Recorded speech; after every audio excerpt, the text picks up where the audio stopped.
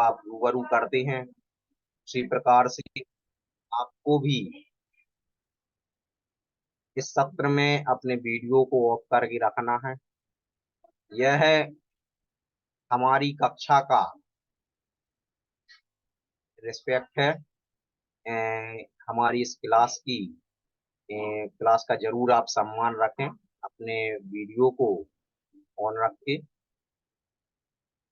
ये हमारा अनुशासन भी है और हमारी क्लास का सम्मान भी है। तो जिन्होंने भी अपने वीडियो को ऑफ करके रखा है, प्लीज वह हमारी इस कक्षा का सम्मान जरूर रखें। और जी, इसमें मंगलाचरण की स्लाइड होगी, आप स्क्रॉल कीजिएगा।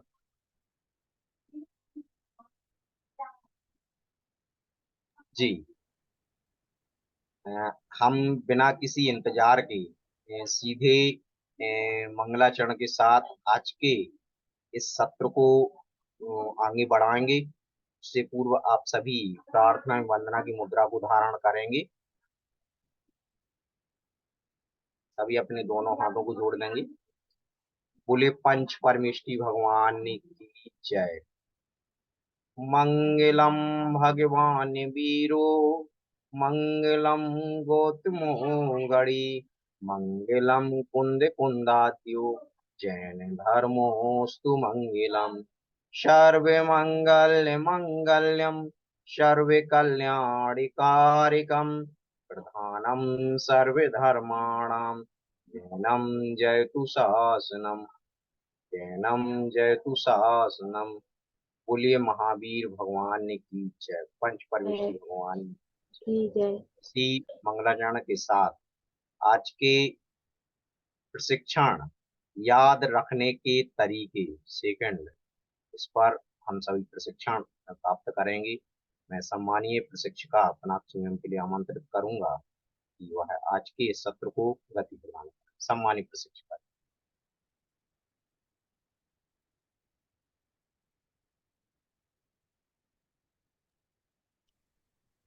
धन्यवाद नीरज जी। जय जिनेन्द्र सभी को। कैसे हैं आप सब?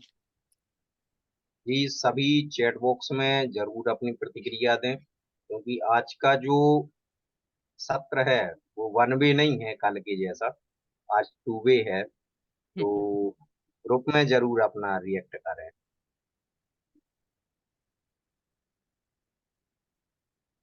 जय जिनेन्द्र अभिनंदन जी। बहुत बढ़िया ज्योति जी, मैं ठीक हूँ।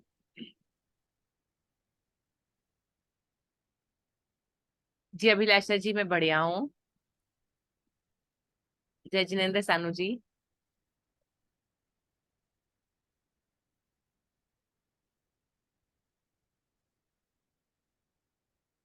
निकिता जी, पूजा जी, बढ़िया।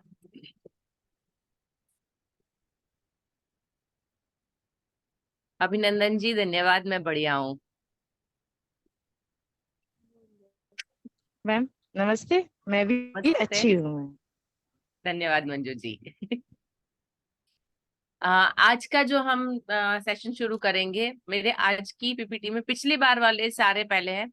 तो आज ये देखना है कि आप लोगों को कितना याद है। आप में से एक एक स्लाइड को एक एक आप लोग बारी बारी से बताएंगे कि उसमें हमने क्या डिस्कस किया था, आपने क्या समझा, या उसको देखकर आपको क्या याद आता है, जब तक हम आज की स्लाइड तक पहुंच जाते हैं। वन बाय वन आप सब लोग बताएंगे, ठीक है? मेरी विंडो में जो दिख रहे हैं, मैं पहले अनामिका जी आप दिख रही हैं। सजल जी प्लीज स्लाइड शेयर करिए।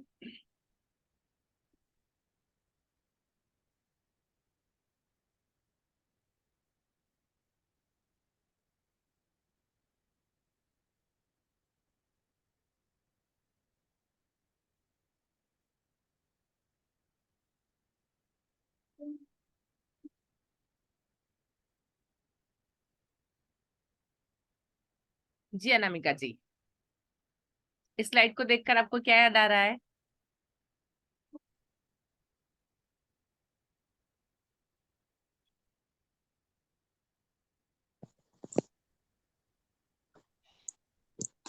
मैम जी। जी जी अनामिका जी, आप इसे देखें और बताएं। सभी इंद्रियों के माध्यम से कोई भी कार्य। सही बोल रहे हैं आप, कॉन्फिडेंटली बोलिए, बिल्कुल सही है, बोलिए। जैसे कि हम कोई भी कार्य कर रहे हैं तो उसमें सभी इंद्रियों को शामिल करना। आ, सभी इंद्रियों के माध्यम से हम कोई भी चीज सीखते हैं या जानते हैं। हमारे आसपास जितनी भी चीजें, जितनी भी बातें होती है, वो किसी न किसी इस इंद्रिय के तरीके से हमारे अंदर जाती है। हमारे मस्तिष्क तक जो बातें पहुंचती है वो इन इंद्रियों के माध्यम से, या तो हम कुछ देखते हैं, या कुछ सुनते हैं, कुछ सूंघते हैं, कुछ चखते हैं, या कुछ छू के पता लगाते हैं, तब हमको कोई नई चीज पता लगती है। तो हमारी जानकारी का माध्यम ये 5 इंद्रियां है। ठीक है। अभिलाषा जी, नेक्स्ट चलिए आप, सजल जी।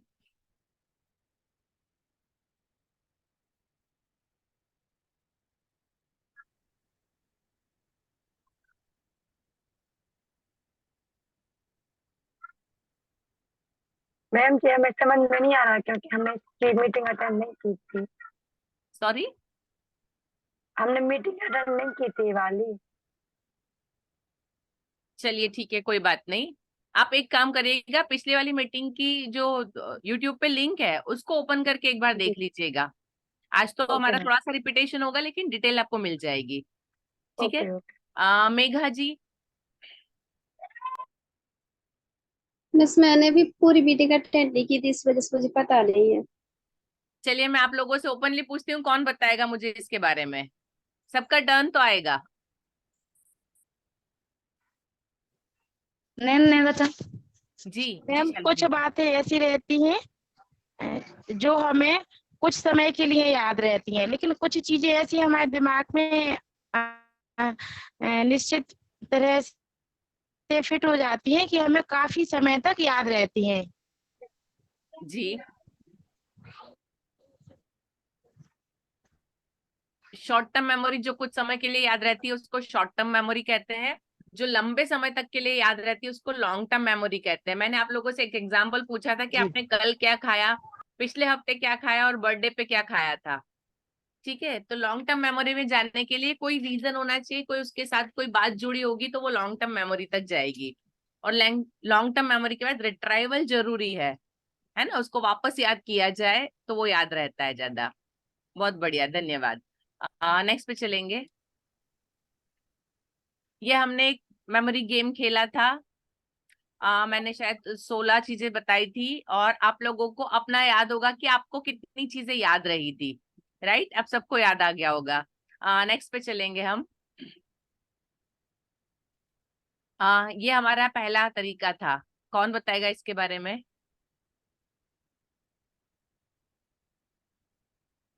जी अ, हम अगले स्टेप पे बढ़े उससे पूर्व जैसा कि आपके लिए बताया कि हमारी कक्षा का आप सम्मान जरूर रखें। तो जिनके भी वीडियो ऑफ हैं, प्लीज अपने वीडियो को जरूर ऑन करें। जी रंजना जी, सानू जी, निकिता जी, सौरभ जी, अर्चना जी, परी जी, अनामिका जी, शिवानी जी, ज्योति जी। यस। ये हमारी कक्षा का अनुशासन है, और आप इस अनुशासन का आप पालन करेंगे तो हमें अच्छा लगेगा। आप सभी अभी भी आपके वीडियो ऑफ हैं, प्लीज आप अपने वीडियो को जरूर ऑन रखें। जी मैम, कंटिन्यू।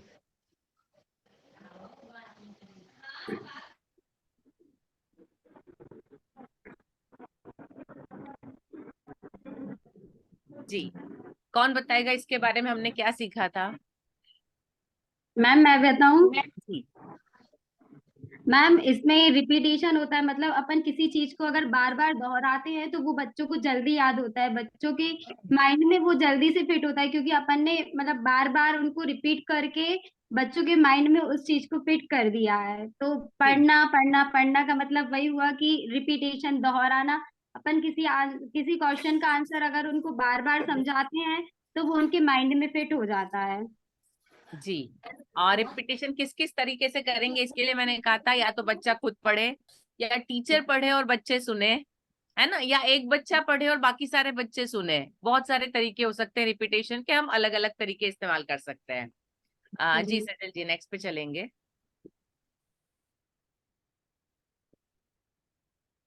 जोर से बोलना और सुनना।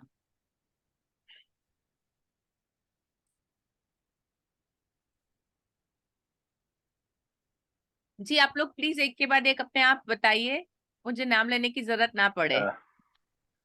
मैं बोलूं कुछ मैम इसमें? जी अभिनंदन जी। जी, इसमें जोर से बोलना और सुनना एक प्राचीन पद्धति है जो मतलब पहले शायद उतना विज्ञान नहीं था, लेकिन लोग इसको जरूर करते थे।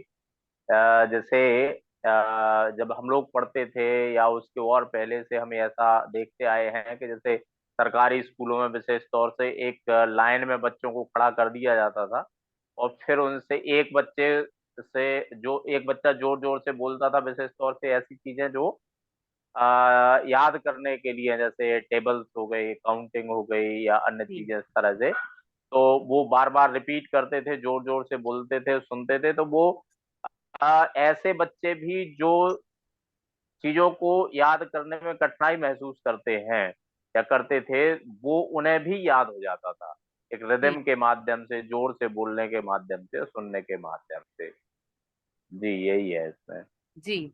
अभिनंदन जी, शायद आपको पता हो तो हमारे जो ग्रंथ हैं, श्रुति ग्रंथ हुआ जी करते थे, लेखित ग्रंथ बहुत बाद में आए। और सबसे पहला जो जी ग्रंथ लिखा गया मुझे लगता है सामवेद है। उससे हम्म, पहले के जितने ग्रंथ थे श्रुति ग्रंथ होते थे। श्रुति ग्रंथ मतलब गुरु जो ग्रंथ लिखता था, मतलब लिखता नहीं था, जो बोलते थे वो अपने आप बोलते थे, अपने शिष्यों को सुनाते थे, शिष्य उसको जी याद जी कर लेते थे, और वो फिर एक पीढ़ी से दूसरी पीढ़ी, ऋग्वेद दूसरी से पहले तीसरी रखा पीढ़ी गया। ऐसे चलते थे। तो वो हाँ श्रुति जी, ग्रंथ हाँ जी कहलाते थे, जो कहीं लिखे नहीं होते थे। लिखने का जी, चलन बहुत बाद में मैंने आया। सामवेद बहुत बाद में आया। जी जी। जी। और शायद पहले सुन सामवेद सबसे करके पहला ही लिखा हुआ अगली ग्रंथ है। जी, जी सुन अभिनंदन जी। करके ही अगली पीढ़ी जो है वो याद रखती थी। उन लोगों की जो सुनने और समझने या याद रखने की कैपेसिटी भी इस माध्यम से जी ज्यादा होती थी, या उस समय क्षमता ज्यादा होती थी, यूं कहें। जी।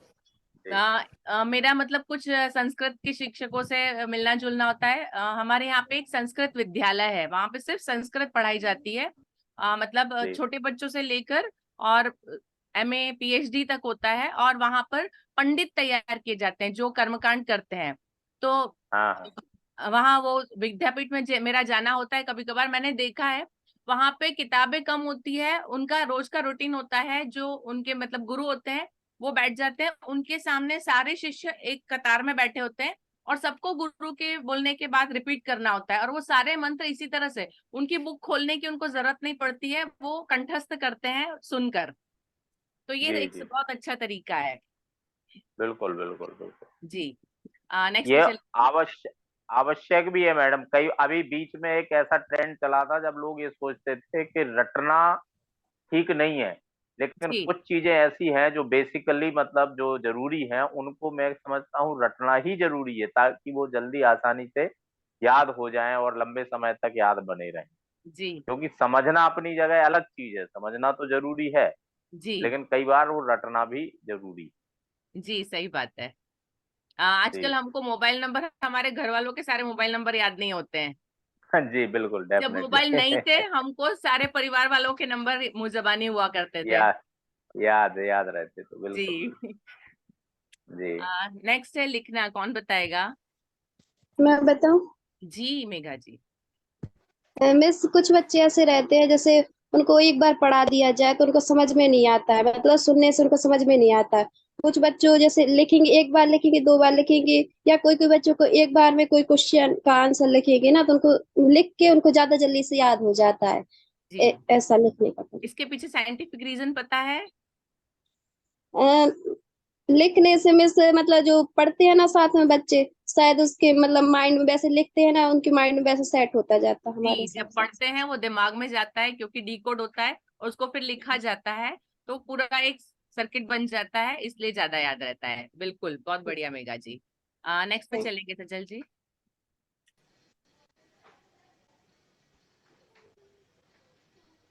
दूसरा है चंकिंग, हिस्सों में बांटना। यस मैम, इसमें क्या रहता है, जी कोई भी बड़ी स्पेलिंग है जो उसको अपन तोड़ तोड़ के मतलब आधा आधा उसको पार्ट्स में डिवाइड करके भी लर्न करा सकते हैं। जैसे कोई भी स्पेलिंग बड़ी रहती है तो उसको जैसे नॉलेज है तो KF फिर NOWLED ऐसा लिख के जी उसको पार्ट्स में डिवाइड करके भी जल्दी लर्न किया कराया जा सकता है।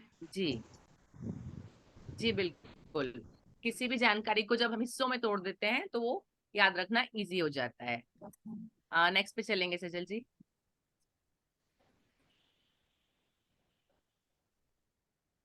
विजुअलाइजेशन, दृश्य कल्पना।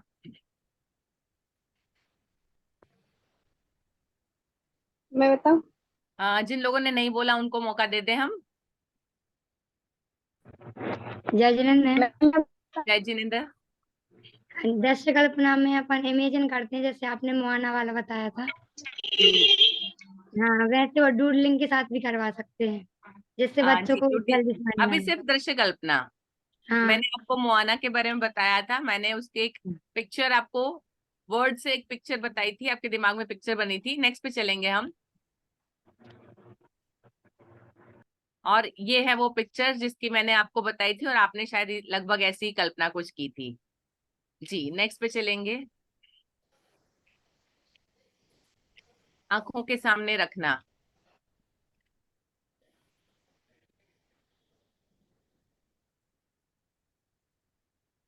जी बहुत सारे लोग बाकी हैं अभी। मेरी आवाज आ रही है? प्रियंका जी, रंजना जी, पूजा जी, अर्चना जी, स्मृति जी, निकिता जी, आप सब बाकी हैं। सानू जी। मेरी आवाज आ रही है? सौरभ। जी सौरभ जी। हाँ, मैडम जय जिनेंद्र।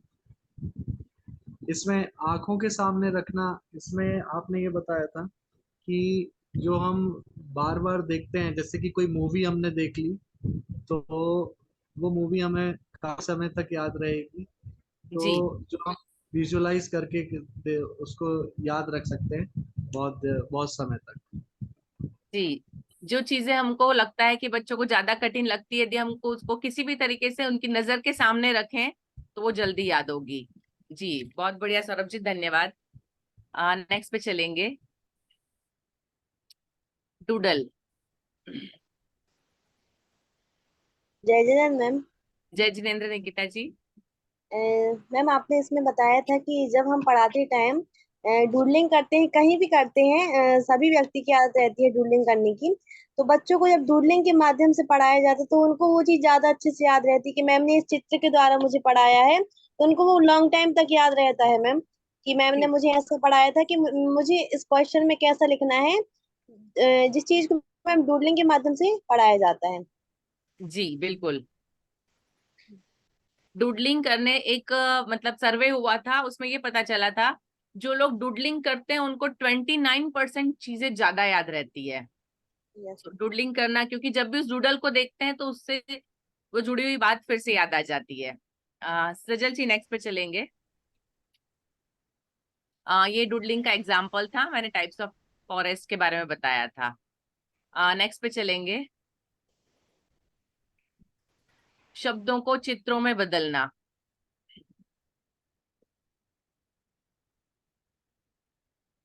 आप में से कोई करता है?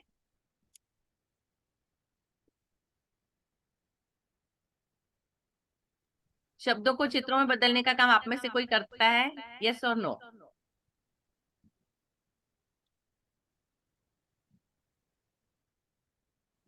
प्रियंका जी लिख रहे हैं यस। ओके, उसका इम्पैक्ट अच्छा आता होगा, बच्चे ज्यादा टाइम तक याद रखते होंगे। ठीक है, नेक्स्ट पे चलेंगे। सौरभ जी करते हैं, वेरी गुड। रंजना जी नो लिख रही है, ठीक है। नाउ एक्टिव लर्निंग, उसमें है लय में बोलना। इसके बारे में कौन बताएगा?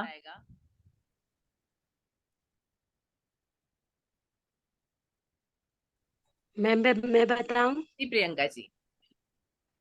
जैसे बच्चों को कोई पोयम अगर लाइन लर्न मतलब पढ़ाते लय के माध्यम से, तो बच्चों को जल्दी से वो चीज याद हो जाती। और मतलब डिफरेंट बच्चे थे, कुछ लय के माध्यम से समझते और कुछ चित्र ड्राइंग वगैरह अलग अलग डिफरेंट बच्चे होते, तो उनको वैसे ही पढ़ाना पड़ता। लय के माध्यम से जल्दी बच्चों को याद हो जाता याद कुछ रहता भी। है। दिमाग में जल्दी से जी मतलब वो हो जाता है। हाँ, लय में क्या होता है, जैसे हम गाना गाते हैं, आप ऐसे सोचेंगे तो उसके शायद शब्द याद ना आए, आप गाना ऐसे शुरू करेंगे तो शब्द याद आते जाते, तो वैसे ही बच्चों को लय के साथ सारी हाँ, बात याद आ जाती है। Yes ma'am, yes ma'am. जी हम प्रैक्टिकल करके भी देख रहे हैं। जी धन्यवाद मैम। जी नेक्स्ट पे चलेंगे। ये भी लय में बोलने के एग्जाम्पल थे, मैंने आपको बताया था कि बेसिक कलर्स को कैसे याद रखा जाए। जी नेक्स्ट पे चलेंगे हम। एक से ज्यादा इंद्रियों का प्रयोग।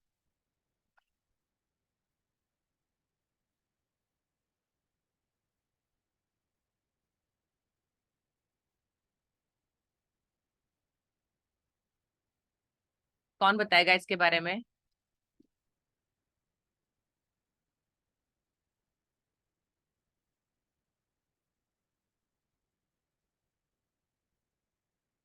सानू जी, अर्चना जी, रंजना जी, स्मृति जी, आप लोग बाकी हैं।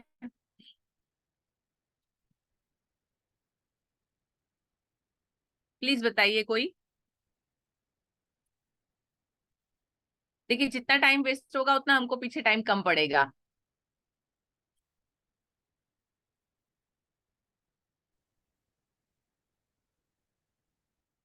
जी मैम, मैं बता सकता हूँ क्या? जी जी जी, एक से अधिक इंद्रियों का मतलब है कि अगर हम लर्निंग में आंख और बोलना, देखना, बोलना और हाथ से लिखना, ये और कानों से सुनना, अगर इन सब का उपयोग एक साथ करते हैं तो वो चीज दिमाग में ज्यादा अच्छी तरीके से रिकॉर्ड होती है, ये कहना चाहिए। जी, जितनी और इंद्रियां ज्यादा होगी उतनी याददाश्त ज्यादा होगी। जी जी जी जी धन्यवाद लोकेंद्र जी। नेक्स्ट थैंक चलेंगे सजल जी। 171 फॉर्मूला क्या था?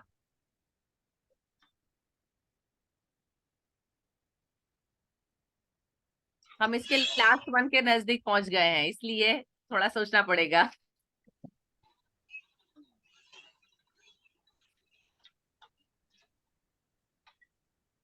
किसी को याद है 171 फॉर्मूला? मैम मैं बताऊं?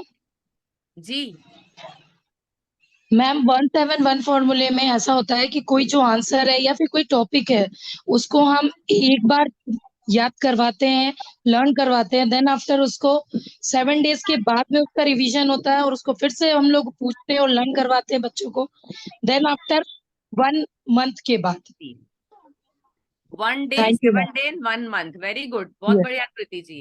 यदि थैंक यू इतना मैम। रिपीटेशन होता है तो वो हमारी लॉन्ग टर्म मेमोरी में बहुत अच्छे से रहता है।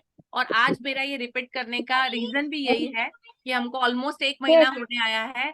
अभी जब हम एक बार फिर से रिपीट कर रहे हैं तो आपको चीजें फिर से याद आ रही है। आप काफी चीजें भूल चुके थे, लेकिन जब ये स्क्रीन सामने आ रही है तो आपको फिर से वो सारी चीजें याद आ रही है। ठीक है, तो ये हमारा भी रिवीजन चल रहा है। जी नेक्स्ट पे चलेंगे सजल जी।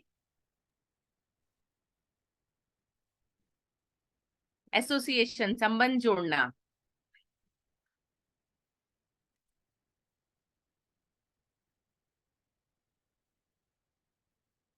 कोई बताएगा इसके बारे में?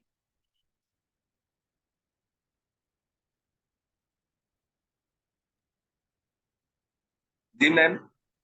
जी जी, संबंध जोड़ने का मतलब है जो बच्चों को जो हम पढ़ा रहे हैं उस पाठ को उनके पूर्व ज्ञान से, जिसको वो जानते हैं, उससे अगर उसका संबंध जोड़ दें तो उनको वो चीज लॉन्ग टर्म मेमोरी में आ जाती है। जी जी एग्जिस्टिंग जो भी है उसके साथ किसी भी चीज, किसी भी बात के साथ यदि उनका संबंध जोड़ देते हैं तो उनको याद रहता है। मैं आपको जी एक मैम। एग्जांपल देती हूँ। मैं जब बच्चों को अर्थ फॉर्मेशन सिखाती हूँ, पृथ्वी की रचना जब सिखाती हूँ, तब मैं उनको बताती हूँ कि आपने आलू वड़ा खाया है? तो बच्चे बोलते हैं हाँ। मैंने कहा मम्मी यदि गरम गरम कढ़ाई में से आलू वड़ा निकालती है और उसको रखती है और आप तुरंत उसको जाके थोड़ी सी फूक मार के हाथ में पकड़ो, इतना ठंडा हो जाए, और जब उसको आप तोड़ते हैं तो कैसा निकलता है? मैं उनको बताती हूँ जो बेसन का कवर है वो हमारा अर्थ का क्रस्ट है, उतनी ही हमारी जमीन है ऊपर, और जो अंदर आलू का मावा जो गर्मा गर्म है वो बताओ दैट इज लावा है। मैं बच्चों को बिल्कुल जब मैं ये एसोसिएशन देती हूँ तो वो बच्चे उसको कभी नहीं भूलते हैं, हमेशा उनको याद रहता है आराम से। तो एसोसिएशन एक टेक्निक है। ठीक है, चलिए नेक्स्ट पे चलेंगे हम। आप में से इंग्लिश टीचर कितने हैं?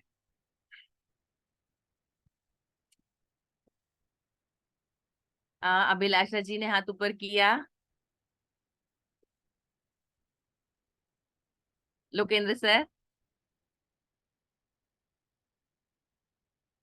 अभिनंदन सर ने किया है, निकिता जी ने किया है। ठीक है, तो फिर आपको ये होमोफोन्स पता होंगे। आप में से कोई मुझे बताएगा होमोफोन्स क्या होते हैं?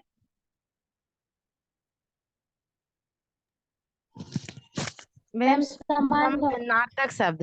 भिन्नार्थक शब्द होते हैं जो सुनने में एक जैसे लगते हैं परंतु उनके अर्थ अलग अलग होते हैं। बिल्कुल बढ़िया मंजू जी। होमोफोन्स, अभी बच्चों को इसमें सबसे ज्यादा तकलीफ होती है क्योंकि सुनने में तो है सेम, अर्थ अलग है, स्पेलिंग अलग है। होमोफोन्स में स्पेलिंग अलग होता है, होमोग्राफ में स्पेलिंग सेम होता है लेकिन उच्चारण सेम भी हो सकता है, अलग भी हो सकता है। और होमोनिम में शायद सब कुछ अलग हो, मतलब कोई चीज एक होती है, कोई चीज अलग होती है, शायद उच्चारण सेम हो, स्पेलिंग अलग हो। ठीक है, तो ये कुछ एक होमोफोन्स है। यदि आपको बच्चों को इनको सिखाना है तो आप कौन सा तरीका अपनाएंगे? किसी का कोई आइडिया कि बच्चों को याद रह जाए ऐसा कुछ?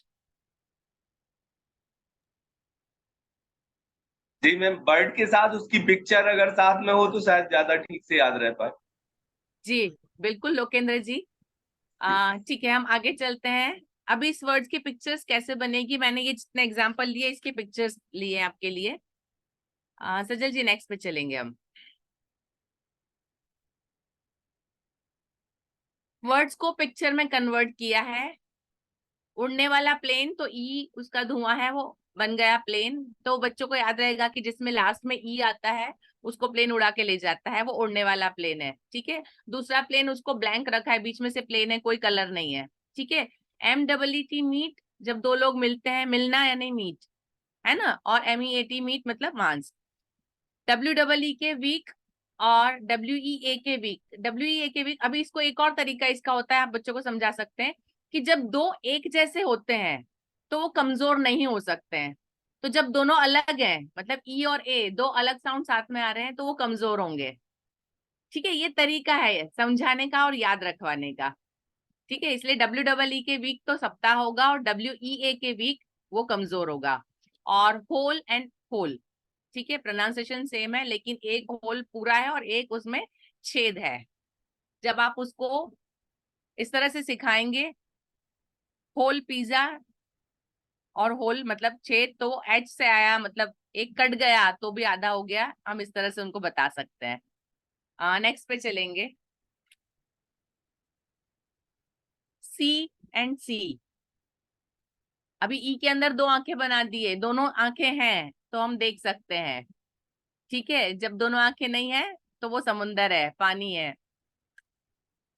फ्लावर एंड फ्लावर, ठीक है, एक है आटा, वो आटे की डिब्बी पे मतलब थैले पे यू लिखा है, और फ्लावर में डब्ल्यू को पूरा फूलों से सजाया है, तो फ्लावर बच्चे को याद रखेगा कि डब्ल्यू में फूल थे, तो वो फ्लावर के स्पेलिंग में डब्ल्यू आता है। राइट एंड राइट, अभी राइट में RIGHT राइट के दो मतलब होते हैं, एक तो दाहिनी ओर जाना और दूसरा सही। तो जो R है उसको हमने सिंबॉलिक बनाया है और I का जो डॉट है उसके ऊपर राइट टिक किया है। ठीक है, और WRITE राइट, तो टी को पेंसिल में कन्वर्ट किया है। तो बच्चे याद रखेंगे इसको कि जिसमें TE आता है वो लिखना है और जिसमें जो R से शुरू होता है तो वो डायरेक्शन है या सही है। ठीक है, हेयर एंड हेयर, एक हेयर होता है HARE, खरगोश इसलिए आर के कान निकाल दिए, रैबिट के कान है आर के ऊपर दो। ठीक है, और HAIR हेयर, आई के सिर पे बाल लगाए हैं। नेक्स्ट पे चलेंगे। Blue and blue, BLEW, blue मतलब फूक मार के उड़ा देना, तो उसमें हमने W में उसको उड़ाया है, बादल उड़ा रहा है पत्तों को। और BLUE ब्लू में कलर्स यू को लिख रहे हैं ब्लू। ठीक है, BNB, सो बी मतलब विल टू शुड, जो वर्ब का फॉर्म है वो है, और BEE तो मधुमक्खी उसमें बना रखी, तो बच्चों को याद रहेगा जहाँ पे EE आया वो मधुमक्खी है और एक है तो वो वर्ब के फॉर्म है। ग्रॉन एंड ग्रोन, ठीक है। ग्रॉन मतलब जिसको बोलते हैं उदास होना या कराहना, दुखी आवाज निकालना, ठीक है, इसलिए वो ओ का चेहरा दुखी बनाया है। और ग्रोन बढ़ता हुआ, ग्रोथ करता हुआ बताया है। हील पैर की एड़ी को बोलते हैं, और HEL हील उसके आगे टेप लगाया है क्योंकि वो ठीक करता है ना, किसी बीमारी को ठीक करना, हील होना। आ ठीक है। सजल जी आप प्लीज बंद कर दीजिए इसको, शोइंग बंद कर दीजिए। आप सबके पास पेन पेपर है? Yes ma'am. जी, हमने अभी टोटल 12 पैर देखे वर्ड्स के। आपको कितने याद रहे?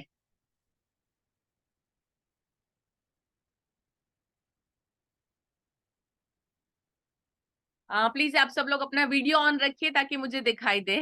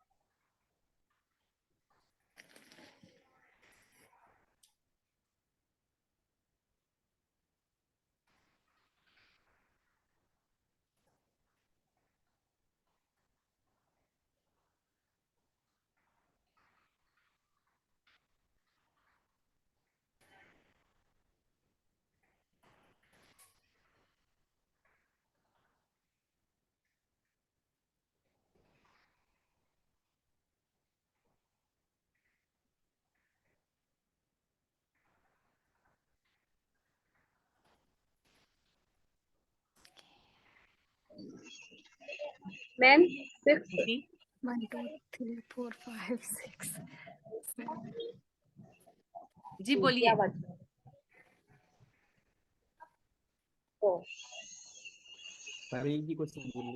अभिलाषा जी को 10 याद रहे।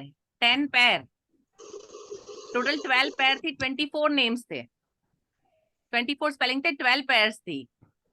आप पैर से बात करिएगा, कितनी पैर याद रहती है आउट ऑफ 12? 5 पैर्स अभिलाषा जी। और कोशिश करिए, बाकी लोग लिख रहे हैं तब तक आप भी याद करिए। मैम मुझे भी 5 पेयर से याद है। 5।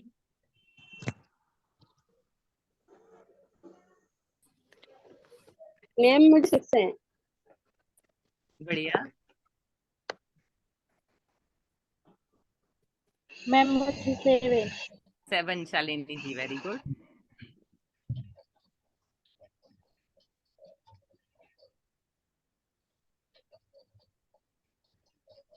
प्रियंका जी 6, सानू जी 7,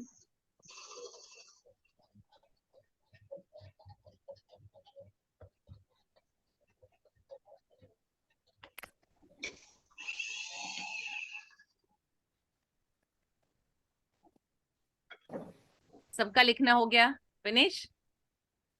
आई थिंक सबने लिखना रोक दिया है। 5 6, ठीक है। 6 7 के आसपास है सब लोग। 5.5 शिवानी जी कैसे? प्लीज अनम्यूट होके बताइए 5.5 कैसे हो सकता है?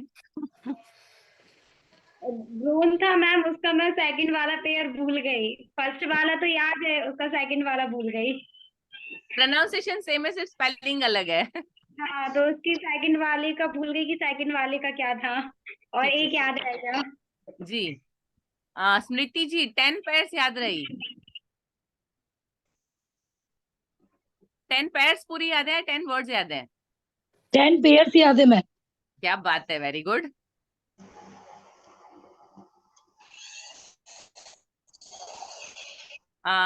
सजल जी आप दिखाइए और वहां से दिखाइए 8 पेयर्स। ज्योति जी वेरी गुड। जहां पे हमने सारे स्पेलिंग स्टार्टिंग में साथ में लिखे हुए हैं वो दिखाइए, ताकि सब लोग अपने चेक कर सके और कौन से वो भूले हो याद आ जाए। और उसके बाद पिक्चर्स वालों के साथ हम नीचे एक बार जाएंगे।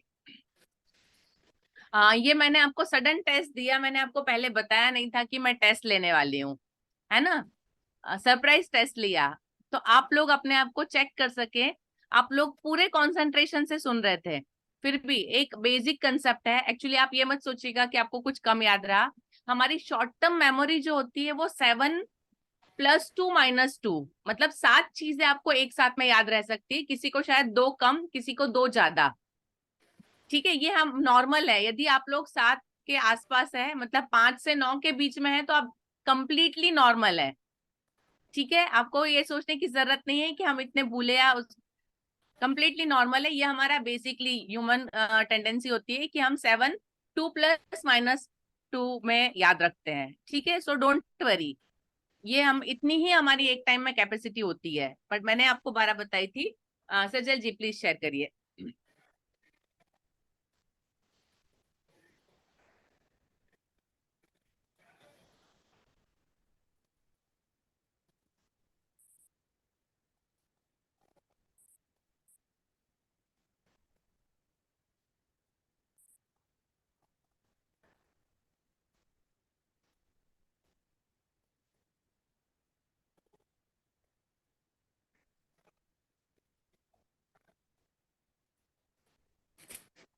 शिवानी जी 7 हो गए, वेरी गुड। यहीं पर थे मैम। हाँ, और आगे बस ये तो जहाँ सारे लिखे हुए, ताकि सब लोग अपने चेक कर सकें। इससे ऊपर और ऊपर, एक और ऊपर जी। अब सब लोग चेक कर सकते हैं।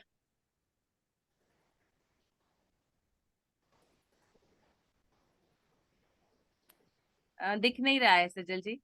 एक सेकंड। जी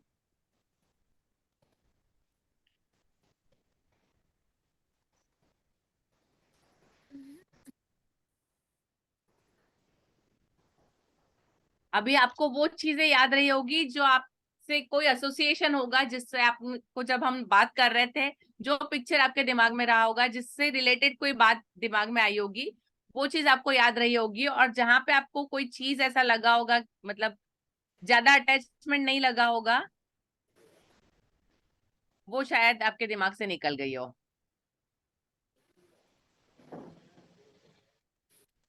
ठीक है, चेक कर लिए सबने अपने, कौन से भूले थे आपको समझ में आ गए।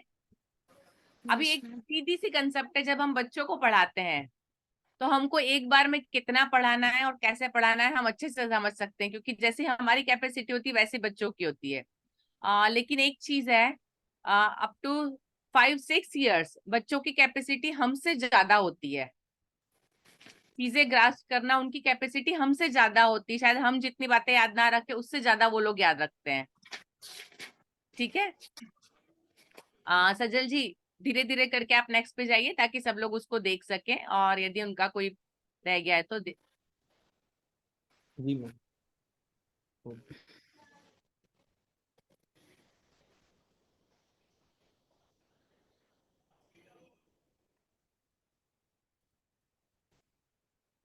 जी। चलिए अभी हम नेक्स्ट पे आते हैं। अभी ये मैंने 1-2 एग्जाम्पल और लिए हैं। ये एग्जाम्पल मतलब मैंने पर्टिकुलर इसके लिए, लेकिन इसको आप अपने सब्जेक्ट में किस तरह से यूज कर सकते हैं वो आपको सोचना पड़ेगा। ठीक है, ये एक एग्जाम्पल है के और सी का। कब हमको के यूज करना है और कब हमको सी यूज करना है, जब उच्चारण क होता है। ठीक है, एक बहुत सिंपल रूल है। काइट का स्पेलिंग आप सबको याद होगा, बच्चों को हम आराम से याद करा सकते हैं। तो हम काइट बना देंगे कि आई और ई जहां पे आता है स्वर, वहां पे उसके आगे के लगता है। ठीक है, KIT kite, KID kit, KEEP keep, तो वहां पर स्पेलिंग में के आएगा। और जहां पर साउंड AOU आता है, इसलिए हमने कैट बनाई है। ठीक है, उसकी आंखें ए बनाई है, नाक ओ बनाई है और मुंह को यू बनाया है। तो जहां पे साउंड AOU आता है उसके साथ में हमेशा C लगता है। जब आप इसको पिक्चर बना के बच्चों को बताते हैं तो ये कंसेप्ट बच्चों के दिमाग में हमेशा के लिए क्लियर हो जाती है। तो कभी भी स्पेलिंग लिखते वक्त तो सोचेंगे नहीं कि यहाँ पे K आएगा या यहाँ पे C आएगा। जब उच्चारण हो रहा है उनको पता है कि साउंड उसके बाद ए है या ओ है या अ है या ई है या ए है, तो वो उसके हिसाब से K और C लगा पाएंगे। ठीक है, इज दैट क्लियर? एक और रूल है डिफेंडर डी। डिफेंड करना मतलब बचाना, रोकना। आप सबको मैजिकल ई पता होगा, है ना? जैसे KIT किट होता है, लेकिन KIT काइट होता है। ये रूल ये है, जब पीछे ई लगता है तो वो आगे वाले जो वॉवेल है उसको स्ट्रेंथ देता है, उसको अपनी आवाज देता है। जैसे KIT हम आई का साउंड ई लेते हैं KIT, लेकिन KIT में काइट आई बोला जाता है पूरा। ठीक है, तो ये जो ई है वो उसको हेल्प करता है साउंड को। लेकिन जब हम ज का उच्चारण करते हैं और उस जी के पहले यदि डी आ जाता है तो डी उसको डिफेंड करता है, उस ई को आवाज नहीं देने देता है। तो आगे का ए है उसकी आवाज दब जाती है, उसका अपना साउंड नहीं आता है। I hope it is clear. जो इंग्लिश के फोनिक के टीचर होंगे उनको ये क्लियर हो जाएगा। इसलिए क्या होगा, जैसे PAGE पेज है ना, ए का साउंड बड़ा आ रहा है, लेकिन BRIDGE ब्रिज, आई का साउंड ई रहा, आई नहीं आया, हम उसको ब्राइज नहीं बोलते हैं, हम ब्रिज बोलते हैं। जैसे काइट बोला KIT, पीछे के ई ने उसको सपोर्ट किया, लेकिन यहाँ पे जब डी आ गया बीच में तो उसको हम ब्राइज नहीं बोलते, हम उसको ब्रिज बोलते हैं। तो ये डिफेंड करता है, डी ई को रोक देता है, उसको आवाज नहीं करने देता, उसको हेल्प नहीं करने देता है। ठीक है, इसलिए DGE लगता है। I hope it is clear सबको। क्लियर है आपको? पिक्चर देख के एकदम क्लियर हो जाएगा कि डी डिफेंड करता है और उसके साउंड को पूरा नहीं आने देता है। ठीक है, वैसे ही FUDGE, इसलिए जी से पहले डी लगता है। तो ये जब हम पिक्चर के थ्रू सिखाएंगे तो ये चीज हमेशा के लिए याद रहती है। नेक्स्ट पे चलेंगे हम। बहुत सारे ऐसी चीजें जो हमको मतलब पता नहीं होती, लेकिन ऐसे तरीके से सिखाई जाए तो हमेशा याद रहेगी। ठीक है, अब है नाम स्मृति विज्ञान या नेम नेमोनिक्स। इसमें M साइलेंट है, नेमोनिक्स। अभी बेसिकली हम जो भी कर रहे हैं, अभी तक हमने लास्ट टाइम जितने भी सीखे और आज जो हम सीख रहे हैं, ये सारे नेमोनिक्स के तरीके हैं। नेमोनिक्स मतलब शब्द विज्ञान। नेमोनिक्स यहाँ पे एक तरीका होता है जिसमें कुछ एक शॉर्ट फॉर्म, कुछ अलग नया सेंटेंस बना के कुछ अलग तरीके से किसी एक शब्द को याद रखा जाए, उससे हम पूरी जानकारी को याद रखते हैं। मैंने उसके बहुत सारे तरीके आज आपके लिए लिए हैं। एक के वर्तमान के जो 8 केंद्र शासित प्रदेश हैं उनके नाम याद करवाने हैं, तो उसके लिए एक तरीका है, दादी आप जल्दी चलो, एक सेंटेंस है। ठीक है, दादी के दा से दादर नगर हवेली, वो दोनों एक है, और दी से दीव दमन। ठीक है, दीव दमन गोवा, गोवा शायद अलग गोवा, लेकिन दीव दमन गोवा साथ में आता है। ठीक है, तो ये दादी, आ से अंडमान निकोबार द्वीप समूह, प से पौंडीचेरी या पुडुचेरी, अब नाम बदल गया है, ज से जम्मू कश्मीर, ल से लद्दाख, दी से दिल्ली, च से चंडीगढ़ और लो से लक्षद्वीप। ये हमारे 8 केंद्र शासित प्रदेश, यूनियन टेरिटरीज, और इसको याद रखने के लिए एक निमोनिक दिया हुआ है। निमोनिक है दादी आप जल्दी चलो। बच्चे कभी नहीं भूलेंगे, उनको हमेशा याद रहेंगे। ठीक है, पसंद आया? आप में से कोई जानता था ये? यस मैम, बहुत पसंद Yes, आया, ma'am. ये आपकी बात बहुत अच्छी लगी। जी धन्यवाद। आप में से किसी को पता था? नो जी मैम, मैम। मैंने पहले पढ़ा है ऐसा। अच्छा, दूसरा कोई पढ़ा? निमोनिक्स पढ़े हैं? जी। निमोनिक्स हम सबने किए हैं, शायद हम जानते नहीं कि उसको निमोनिक्स बोलते हैं। मैं आगे एग्जांपल लूंगी तो शायद आपको याद आ जाएंगे। कुछ कुछ निमोनिक्स हम सबने पढ़े हुए हैं, पर मैं आप एक्स्ट्रा लेके आई हूँ। दूसरा है जो हमारे ग्रह है उनको आकार के अनुसार यदि याद रखना है तो कैसे याद रखेंगे? तो उसका एक तरीका है, बस अब पशु मांगे दूध। अब इसलिए थोड़ा सा अलग तरीका है, मतलब एग्जैक्टली वैसा नहीं है, लेकिन हम उसको याद रख सकते हैं। ब से बृहस्पति, स से शनि, अ से अरुण, अभी वो ब आता है, वैसे ब से वरुण, प से पृथ्वी, शु से शुक्र, मांगे तो मंगल, और दूध तो बुध, वो राइमिंग वर्ड है। तो इस तरह से ये सारे अपने आकार के अनुसार ग्रहों के नाम है, तो बच्चे आसानी से याद रख सकते हैं। बस अब पशु मांगे दूध, ये हिंदी में है। नेक्स्ट पे चलेंगे, उसका इंग्लिश में भी है। सॉरी, ये बीच में एक मिनट, एक और नेक्स्ट चलिए। नहीं, हाँ ये रहा, ये उसका इंग्लिश वर्जन है। Just say you never even voted my man, just Jupiter, say Saturn, you Uranus, N Neptune, E Earth, V Venus, my Mars, and man Mercury. ठीक है, ये सेम नाम है पर ये इंग्लिश में है। अभी ये इसको मैंने पीछे इसलिए लिया है कि ये एक्रोस्टिक है, उसके मैं बाद में आती हूँ। सजल जी, हम वापस उस पर चलेंगे।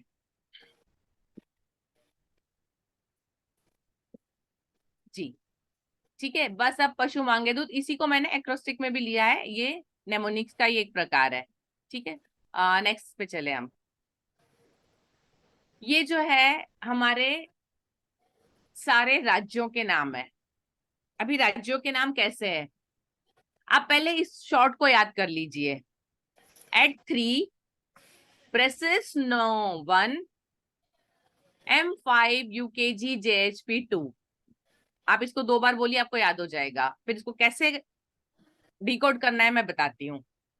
एट 3 प्रेसिस no 1 M5 UKG JHP 2। At 3 braces no 1 M5 UKG JHP 2। जी पूर्वी जी, बेजानी हपीनाला, जी बिल्कुल आ रही हूं मैं उस पे आगे। ठीक है, अभी मैं बताती हूँ ये किस तरह से किस तरह से हमारे सारे प्रदेश है। ए से शुरू होने वाले 3 हैं, टी से शुरू होने वाले 3 हैं। ए से शुरू होने वाले 3 आसाम, अरुणाचल प्रदेश, आंध्र प्रदेश। टी से है त्रिवेंद्रम, त्रिपुरा, तमिलनाडु। अभी BRCSNO से एक है, बिहार, राजस्थान, छत्तीसगढ़, सिक्किम, नागालैंड, उड़ीसा। M से 5 है, ठीक है, मेघालय, मणिपुर, मिजोरम, मध्य प्रदेश, महाराष्ट्र। UKG JHP से 2 है, U से 2 है, उत्तर प्रदेश और उत्तराखंड। K से 2 है, कर्नाटक और केरला। G से 2 है, गोवा, गुजरात। J से 2 है, जम्मू कश्मीर, जम्मू और झारखंड। ठीक है, H से 2 है, हिमाचल प्रदेश और हरियाणा। P से 2 है, पंजाब और पश्चिम बंगाल। ठीक है, ये हमारे सारे राज्य आ गए। बहुत सिंपल तरीका है, बच्चों को सिखाते बच्चे बहुत जल्दी याद रख लेते हैं। मैं आपके साथ PDF शेयर करूंगी, आपके पास पूरा रहेगा। ठीक है, और इस पे एक टीचर ने इसको सिखाया था जी। 30 से तेलंगाना दिया है मैंने, त्रिपुरा, तमिलनाडु एंड तेलंगाना, लोकेंद्र जी। T3 उसमें तीनों आ गए। ये जो YouTube की लिंक है आप उसको देखिएगा, जिस टीचर ने इसको बनाया था उन्होंने किस तरह से सिखाया है बच्चों को, ये उसकी लिंक है। ठीक है, नेक्स्ट पे चलेंगे सजल जी। पूर्वी जी, ये जो आप बता रही थी बेजानिहा पिनाला, ठीक है, उसको इंग्लिश में विबजॉर या रॉय जी बीव, दोनों तरीके से, ऊपर या नीचे, दोनों तरीके से याद रखा जाता है। ठीक है, ये हम सब लोग यूज करते हैं ये नेमोनिक। ठीक है, लेकिन इस तरीके को नेमोनिक कहते हैं, ये हमको नहीं पता था, ये हम सबको आता है। नेक्स्ट पे चलेंगे। उसके बाद है एक्रोस्टिक। अभी एक्रोस्टिक और एक्रोनिम में 2 चीज बताने वाली हूँ। एक्रोस्टिक मतलब अक्षरबद्ध वाक्य या कविता। इसके अंदर ये होता है कि सारे लाइन से जिस तरह से कविता बोली गई, मतलब इसमें क्रम का ध्यान रखा जाता है। क्रम जरूरी है, उसी क्रम में याद रखना है। जैसे प्लैनेट्स का ऑर्डर याद रखना है, तो my very excited mother just served us noodles, है ना। माई से मर्क्यूरी, वी से वीनस, एक्साइट ई से अर्थ, एम से मार्स, जे से जुपिटर, एस से सैटर्न, यू से यूरेनस, एन से नेपच्यून। ये हमारे 8 ग्रह अपनी पोजीशन के हिसाब से लाइन में, ठीक है, तो ये पोजीशन के हिसाब से लाइन में आ गए और उसके अलावा दूसरा है जो 12 राशियां याद रखना है। इसमें क्या होता है, ये अक्षरबद्ध वाक्य या कविता में जो पहला लेटर होता है वो सेम होता है हमारी जानकारी के हिसाब से। तो हम यदि पहला लेटर जानते हैं तो हम उस नाम को याद रख सकते हैं। इसमें S time goes cowboys love viewing little star so cool and pretty. तो ए से एरिस, टी से टॉरस, जी से जेमिनी, सारी 12 की 12 लाइन से राशियां याद रखी जा सकती है यदि आपको ये सेंटेंस याद रह जाता है। और सेंटेंस बहुत सिंपल है, एट टाइम्स गो, एस टाइम्स गो, जैसे टाइम जाता है। Cowboys love viewing little stars, cowboy को छोटे स्टार देखना पसंद है। सो कूल एंड प्रिटी, बहुत सिंपल सेंटेंस है, आराम से याद रख सकते हैं आप उसको, ठीक है। आई होप आपको ये तरीका पसंद आया होगा। यस और नो?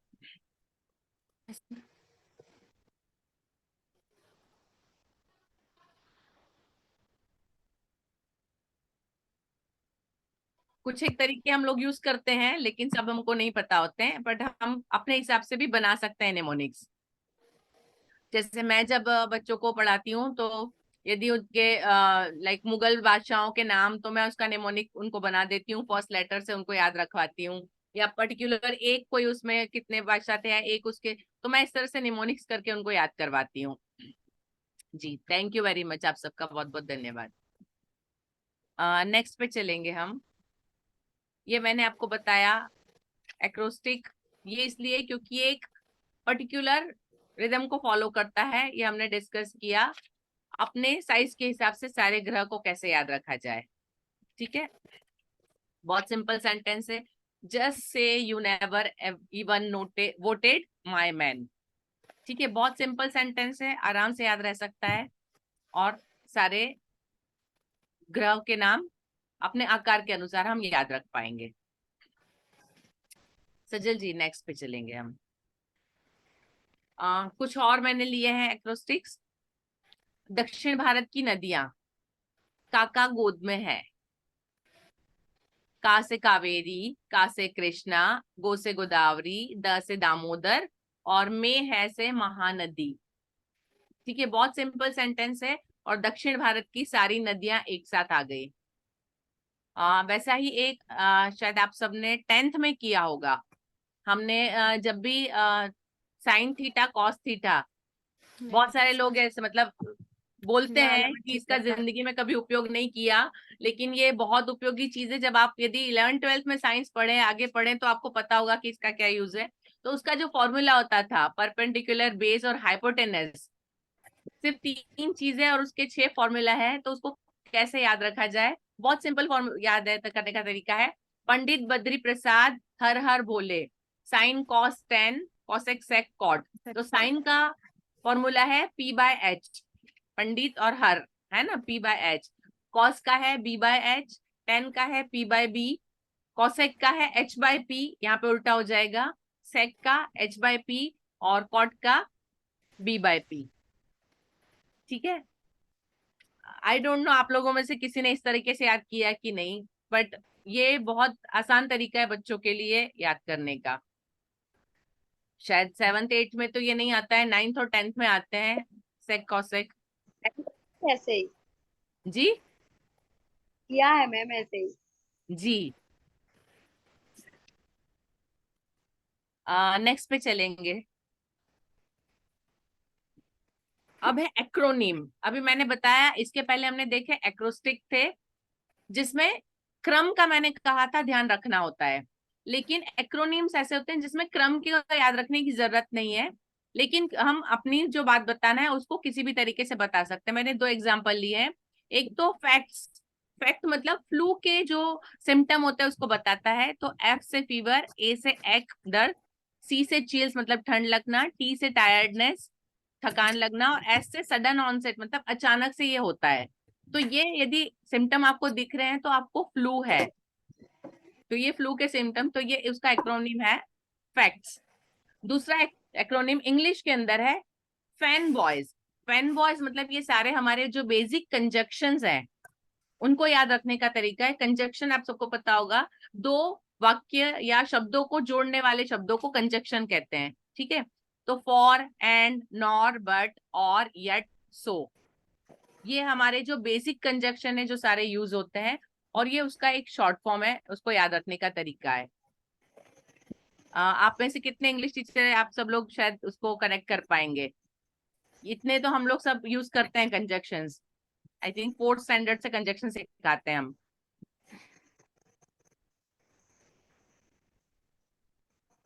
ठीक है,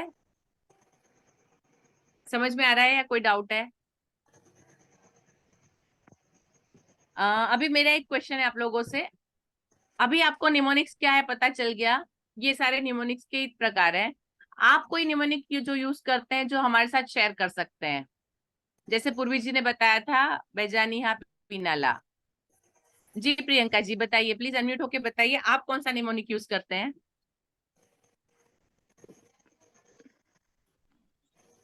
मैं अभी नहीं करती हूँ कोई भी। जी नहीं करती। ठीक है, नहीं किया मैंने। किसी ने कोई किया हो? जी सौरभ जी।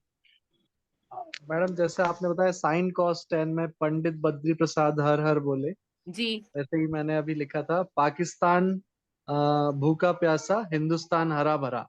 क्या बात है। तो वो भी जी उसमें जी जी जी बिल्कुल। PYH। जी जी बिल्कुल सही है, बहुत बढ़िया, और ये बहुत अच्छे से याद रहेगा।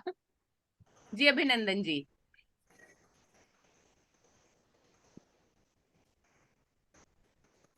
है। आपकी आवाज नहीं आ रही है।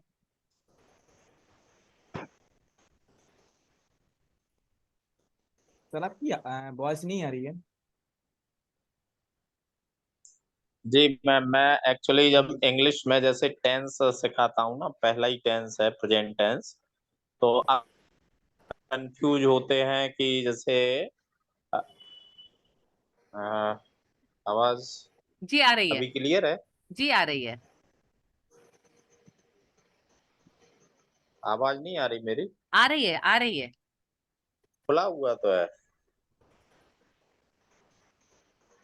खुला हुआ है। आ रही है? आप हाँ सर, बी आवाज आ थोड़ी। रही है? जी सर, आपकी आवाज आ रही है। हेलो। हाँ जी जी जी जी।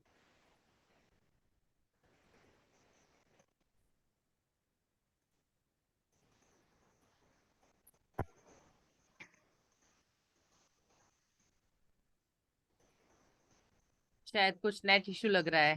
प्रॉब्लम है यहाँ पे। मैडम जब हम लोग केमिस्ट्री में पीरियोडिक टेबल पढ़ाते हैं तो जी ग्रुप वाइज कुछ निमोनिक्स हैं, जैसे कि हाइड्रोजन, लिथियम, सोडियम, इसको याद कराना है। तो जी ह लीना की रब से फरियाद। हाँ जी तो हाइड्रोजन, लिथियम और सोडियम ऐसे, जी पोटेशियम, रुबिडियम, सीजियम। तो ह लीना की रब से फरियाद। उसके बाद एक और है, जब दूसरा वाला ग्रुप करते हैं तो बेटा मांगे कार, स्कूटर, बाप रोए। जी और अ, उसके बाद एक थर्ड थर्ड वाले कॉलम के हेलो। लिए, कौन सीता गीता स्नेहा प्रभा। क्या बात है। उसके बाद वाला है बैगन आलू गाजर इन थैला। क्या बात है, तो आप इससे सोचिए आपको अभी तक सारे याद है। पीरियोडिक टेबल से आसानी से बच्चे लिख पाते हैं। जी जी बिल्कुल। जी अभिनंदन जी।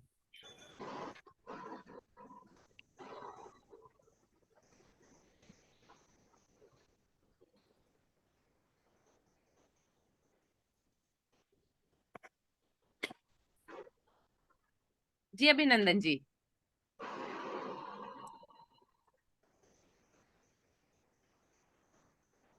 सर आवाज पहुंच रही है अभिनंदन सर?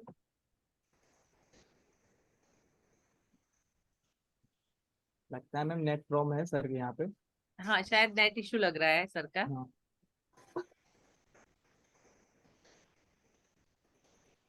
अभिनंदन जी, आप सुन पा रहे हैं?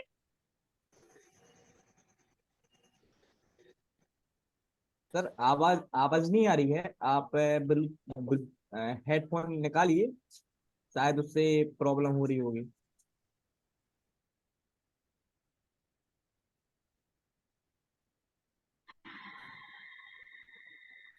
हाँ अब सर, आ अब आ रही रही है है। क्या? हाँ जी हाँ सर, बिल्कुल आ क्लियर आ रही है रही है। अभी। जी जी जी। तो एक्चुअली मैं ये बात कर रहा था कि जो प्रेजेंट टेंस है, प्रेजेंट इंडेफिनिट टेंस, इसमें अक्सर बच्चों को कंफ्यूजन होता है कि वो जो प्रोनाउन के साथ वर्ब का प्रयोग करते हैं, तो कब वो वर्ब का फर्स्ट फॉर्म लगाएं और कब वर्ब के फर्स्ट फॉर्म में एस, ईएस या आईएस लगाएं। जी तो उसके लिए मैंने एक अपना तरीका याद किया हुआ है कि जैसे मैं उनको बताता हूँ कि जो प्रोनाउन जब जैसे आई, वी, यू, दे इस तरह से हो तो वो वर्ब का फर्स्ट फॉर्म आता है, और ही, सी, इट या सिंगुलर नाउन हो तो वर्ब में एस, ई, एस लगता है। ये तो मतलब जनरल फॉर्मूला हो गया। अब मैं जी क्या करता हूँ कि जो प्रोनाउन के क्रम है उनको इस तरह से रख देता हूँ बोर्ड पर लिख करके, जैसे आई, यू, दे, वी, तो वो बन जाता है आयु देवी। एक साथ यदि बोलते हैं तो आयु जी देवी बोल देते हैं। जी जी तो जी, ये उसको उनको याद रखने में बड़ी आसानी होती है, आयु देवी। बहुत और बढ़िया। फिर इनसे बचे हुए जो है वो हिस्ट हो गए, H E he, he, S H E she इशित, और इट, इन जी सबको एक साथ जल्दी बोलेंगे तो हिस्ट। इष्ट, जी तो आयु देवी और हिस्ट इस तरह से जो है बहुत वो बढ़िया, याद कर पाते हैं। बहुत बढ़िया जी अभिनंदन जी, बहुत बढ़िया। बच्चे बहुत आसानी से याद रखेंगे इसको। जी जी जी जी, जी करते हैं वो। Yes, जी जी जी जी, धन्यवाद। जी सजल जी, नेक्स्ट पे चलेंगे हम। अभी है जगह पर जानकारी को रखना। ये जो पहला मैंने बताया वो शायद आप सबको आता होगा, आप सबने किया होगा, है ना? जनवरी, फरवरी, मार्च, अप्रैल, हम 30 डेज और 31 days senior KG first standard में बच्चों को जब सिखाते हैं कैलेंडर, आप सबने सिखाया है, यस और नो? या सीखा होगा या सिखाया होगा? प्लीज आंसर करिए। यस यस यस, सबको पता है। जी जी, ये इसीलिए लिया है ताकि आप इसको एसोसिएट कर पाए। जी बिल्कुल, सबने किया है, सबको पता है, वेरी गुड। सॉरी, अभी जी टीएलएम के द्वारा भी सिखाते हैं जी। ये बहुत इजी तरीका है, बच्चों को याद रहता है। हमको भी बहुत बार, मैंने बहुत लोगों को देखा है, यदि उनको लिखना है, कभी तारीख लिखने की बहुत ज्यादा आदत नहीं होती, अचानक लिखना पड़ जाए तो वो तुरंत ये तरीका अपनाते हैं। तो क्या होता है, किसी जगह पर यदि जानकारी को रख दिया जाए तो हमको वो जगह के साथ याद रहती है। इसको मेथड ऑफ लोसाई बोलते हैं, और ये बिल्कुल। मेथड एमबीए और ऐसी जगह पे कॉलेजेस में भी सिखाई जाती है, मेथड ऑफ लोसाई लर्न करने के लिए, क्योंकि उनके जो आंसर्स होते हैं बहुत लंबे लंबे होते हैं। अब इसको कैसे कैसे किस किस तरीके से कर सकते हैं मैं आपको बताती हूँ। यहाँ पे नीचे आपको एक दिख रहा है, एक मैप बना हुआ है एक घर के कमरों को। मतलब अपना जो घर होता है वो सबके दिमाग में बहुत अच्छे से बैठा होता है, या आप एक मैप बना दे घर का और फिर उस जानकारी को उसके ऊपर रख दें, है ना? मतलब एक एग्जांपल देती हूँ, बच्चे किस तरह से याद रखते हैं कि किसी एक कोई एक प्रोसेस को याद कर रहे हैं। मैंने एक प्रोसेस मेरी क्लास के अंदर सिखाई थी, कॉटन से कपड़ा बन के तैयार होके बाजार में बिकने तक की प्रोसेस, मतलब क्लॉथ क्लॉथ प्रोसेस पूरी थी। तो कैसे वो पूरी प्रोसेस होती है मैं आपको एक एग्जांपल देती हूँ। मैं स्टेज पर खड़ी थी, सामने बेंचेस हैं, मेरे पीछे ब्लैक बोर्ड है, मेरे आगे टेबल रखा हुआ है, ठीक है, बच्चे सामने बैठे हुए हैं। ये क्लास था, तो मेरे राइट साइड में टेबल के पास में, क्योंकि मैं स्टेज पे खड़ी थी, वो नीचे जगह थी, तो मैंने बच्चों को क्लॉथ प्रोसेस के अंदर इस तरह से बताया कि ये जो जगह नीची है साइड में हम यूज नहीं करते, या हमसे दूर है, ये हमारे खेत है जहाँ पे कॉटन उगता है। जब वहां पे उग जाता है तो मेरा टेबल जो है वो सॉरी, मेरा जो स्टेज था वो खलिहान है, तो वहां से कॉटन को काट के खलिहान में जहां मैं खड़ी हूँ उसके बाजू में रखा जाता है। उस खलिहान से वहां से टेबल जो है वो मार्केट यार्ड है जहाँ पे कॉटन की बिक्री होती, किसान आते हैं और बेचते हैं, जहाँ पे मतलब व्यापारी लोग खरीदते हैं, ठीक है। यहाँ से इस टेबल से बिक गया, फिर मैंने लेफ्ट साइड में बॉयज बैठे थे, तो मैंने बताया ये व्यापारी लोग हैं जो कॉटन मार्केट से खरीद के जिन मिल मालिकों को भेजते हैं, जिसमें जिन में कॉटन से सीड और कॉटन दोनों अलग किया जाता है जिन में, और फिर प्योर कॉटन के बंडल बनते हैं। तो वो मैंने कुछ बॉयज का ग्रुप था, वो बताया कि ये वो है, और ये जिन वाले कौन है, तो उनके पीछे जो बॉयज का दूसरा ग्रुप बैठा है वो जिन मालिक है, क्योंकि उसमें एक दो बच्चे थे थोड़े मोटे ताजे थे, तो मैंने कहा था ये मोटे ताजे जिन के मालिक हो सकते हैं। ठीक है, उसके बाद उसके सामने की तरफ दूसरा एक ग्रुप बैठा था, तो मैंने बताया उसके बाद ये जो पीछे वाले ग्रुप, नेक्स्ट लाइन में जो ग्रुप बैठा है, वो लोग कपड़ा बनाने वाली मिल के मालिक हैं। ठीक है, तो वहां से जिन मिल से कपड़ा मिल में जाता है, वहां पे कपड़ा बनता है। उसके आगे की तरफ लड़कियां बैठी थी, तो ये कलर बहुत अच्छा करती है, ड्राइंग में अच्छी थी, तो बिकॉज इनके पास आता है क्योंकि उसके बाद कपड़े पर कलर और डिजाइन वगैरह होता है। ठीक है, उसके बाद नेक्स्ट बेंच पे कुछ बॉयज बैठे थे, वो हमेशा बहुत ज्यादा बोलते रहते थे। मैंने कहा ये हमेशा सबको काटते रहते, सबकी बात को काटते, तो ये कपड़ा काटते हैं और उसको रेडीमेड गारमेंट में कन्वर्ट करते हैं, कपड़े को क्लोथ को कट करके कन्वर्ट करते हैं। उसके बाद जो पीछे बैठे हैं, है ना, वो सारे मतलब मार्केट के मॉल के ऑनर है, क्योंकि वो लड़कियां पीछे बैठी थी वो बहुत घूमने फिरने की शौकीन है, तो वो मॉल के ऑनर है, वो मॉल में सजाते हैं। और सबसे आगे की तरफ मेरे पास जो छोटी छोटी बच्चियां बैठी थी, मैंने कहा ये जो है वो फाइनली आपके कस्टमर हैं जो इस मॉल से शॉप से खरीदने के लिए आते हैं। तो इस तरह से खेत से कपड़ा उसको पहनने वाले तक, तो पूरा प्रोसेस किस तरह से कपड़ा गुजरता है। तो मैंने जब एक एक करके ग्रुप बना के, मतलब एक एक जगह पे जानकारी को रखा, आप नहीं मानेंगे, ये 2 साल पुराने, मतलब 2 साल पहले जिन बच्चों को सिखाया था, अभी भी वो मिलते बोलते मैम आपका वो वाला पूरा आंसर हमको अभी भी याद है, हम आपको अभी सुना सकते हैं। क्योंकि जब उनको जगह पर जानकारी को रखते हैं तो बच्चे उसको बहुत जल्दी एक्सेप्ट कर लेते हैं, और वो दिमाग में काफी कुछ मैंने आपको बताया तो आपके भी दिमाग में बैठ गया है, काफी सारी चीजें आप भी बता पा मतलब सोच पा रहे हैं कि मैं यहाँ खड़ी हूँ, यहाँ खेत है, यहाँ खलियान है, यहाँ पे यार्ड है जहाँ पे बिकती है, देन मिल मालिक। ठीक है, तो ये एक तरीका होता है, बच्चे अपने दिमाग में पूरा मैप बना लेते हैं। नेक्स्ट पे चलेंगे। ये एक लास्ट है, जो हमारे सोलार फैमिली के जितने प्लैनेट्स है उनको किचन में रख के याद करवाया। कैसे करवाना है, देखिए गैस के पास में, गैस है वो गर्मी, सूरज, उसके ऊपर चिमनी पे मर्क्यूरी सबसे नजदीक में, क्योंकि वो सबसे ज्यादा गर्म होता है। ठीक है, वो मर्क्यूरी। उसके बाद 3 आते हैं, वीनस, अर्थ और मार्स, तो वो 3 कैबिनेट। ठीक है, उसके बाद सबसे बड़ी चीज यहाँ दिख रही है फ्रिज, तो सबसे बड़ा है जुपिटर, वो वहां है। जुपिटर के बाद में जैसे प्लेटफॉर्म के ऊपर एक बाहर लकीर होती है, सैटर्न को एक लकीर है, आप उसको एसोसिएट करते जाएंगे, तो वो सैटर्न हो गया। उससे आगे नीचे सिंक के नीचे यूरेनस, और टेबल पे नेपच्यून, क्योंकि वो सबसे ज्यादा दूर हो गया वहां से। ठीक है, ये किसी भी इंफॉर्मेशन को किसी जगह के साथ एसोसिएट करते हैं तो वो लंबे समय तक दिमाग में रहती है। और इसमें क्या होता है, थोड़ा सा चंकिंग हो जाता है, चीजें अलग अलग हो जाती है, हर एक चीज अलग अलग एसोसिएट होती है, तो वो आसानी से याद रहती है। हाँ ठीक है, कैसा लगा तरीका आपको?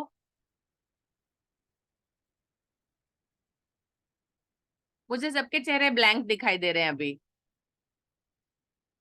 कुछ चेहरे दिख ही नहीं रहे हैं। धन्यवाद अभिनंदन जी।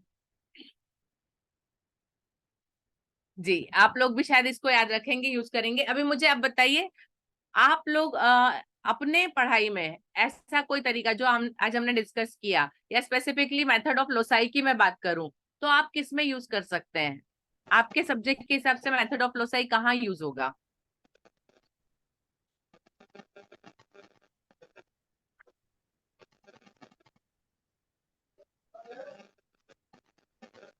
मैं बताऊं madam, Saurabh.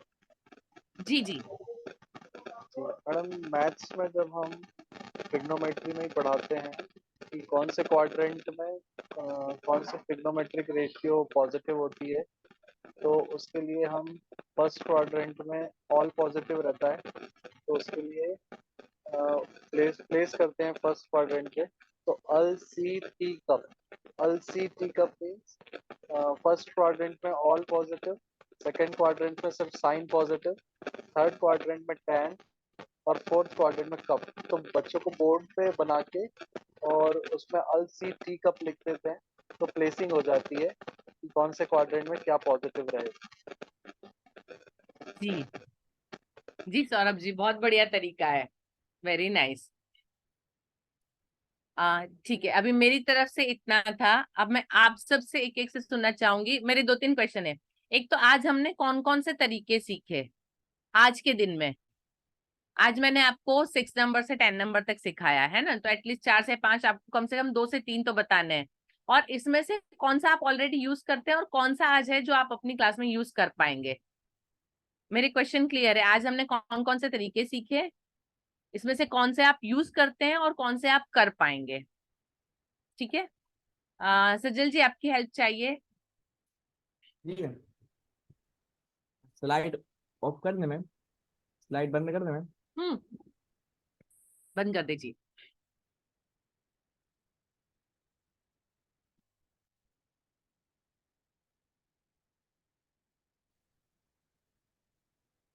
Megha Jain, Phoolchand garment school घोहारा, आप अपनी प्रतिक्रिया दीजिए। मिस मैंने मतलब जो आपने बताया था कि बच्चों को मतलब इलेक्ट्रिक से या कुछ ऐसे वाक्य जिससे वो याद कर सके किसी जगह के नाम या किसी के जैसे अकबर के 9 रत्नों के नाम, या ऐसे जैसे हमने पढ़ा है मतलब अपने अपने आप से एक ट्रिक बना के इसको हमने यूज किया है। और जी वाली आपने बोली बताई थी, आपने जो मतलब हाथों पर से जो मतलब मंथन में याद करवाने को बताया था जी अभी, तो वैसा भी मेथड ऑफ हमने मतलब लोसाई। हाँ, तो जी वो भी हमने यूज किया है। जी। अच्छा, मैंने आज कौन कौन से सिखाई, नाम याद रहे आपको? नाम नहीं है।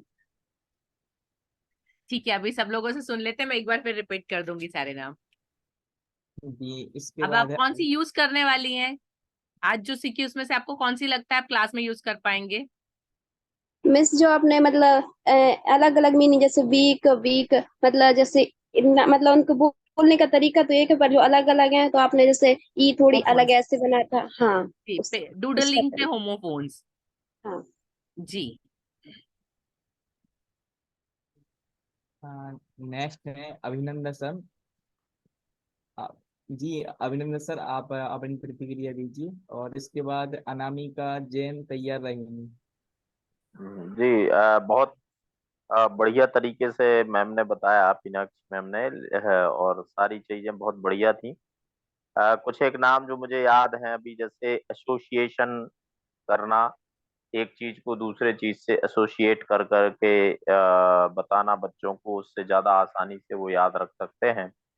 एक जी। ये है, एक ये नेक्रोनिम्स, नेक्रोनिम्स यदि मैं सही बोल रहा नेमोनिक्स। हूँ, नेमोनिक्स। नेमोनिम्स। जी जी। जी जी, नेमोनिम्स। जी। और एक ये लोकई, किसी चीज लोसाई। को प्लेस पर, हाँ, जी लोकाई। और डूडल करके करना। जी ये सब चीजें बहुत बढ़िया हैं, सबको कर सकते हैं, कर तो सभी पाएंगे, कोई जो दिक्कत वाली बात नहीं है। जी। केवल एक जो करने की जो आवश्यकता है या करना है वो है। Thank you very much ma'am. धन्यवाद अभिनंदन जी। इसके बाद है अनामिका मैम, गुहारा से हैं वो। आप मैम अपनी अनम्यूट कीजिएगा और मैम प्रतिक्रिया दीजिएगा। इसके बाद अर्चना जैन सटाई तैयार रहेंगी। जैस्मिन मैम, जय जिनेन्द्र।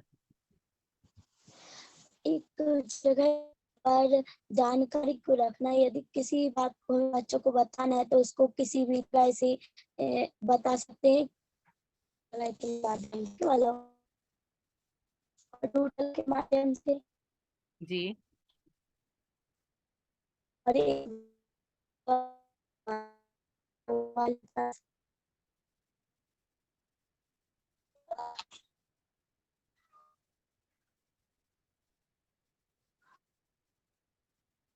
जी अनामिका जी।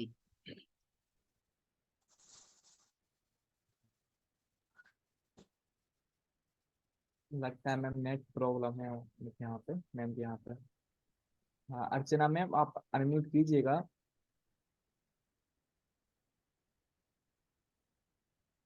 शायद वो निकिता सोनी सन्मति किड्स स्कूल पटेरा। निकिता मैम आप अनम्यूट कीजिएगा।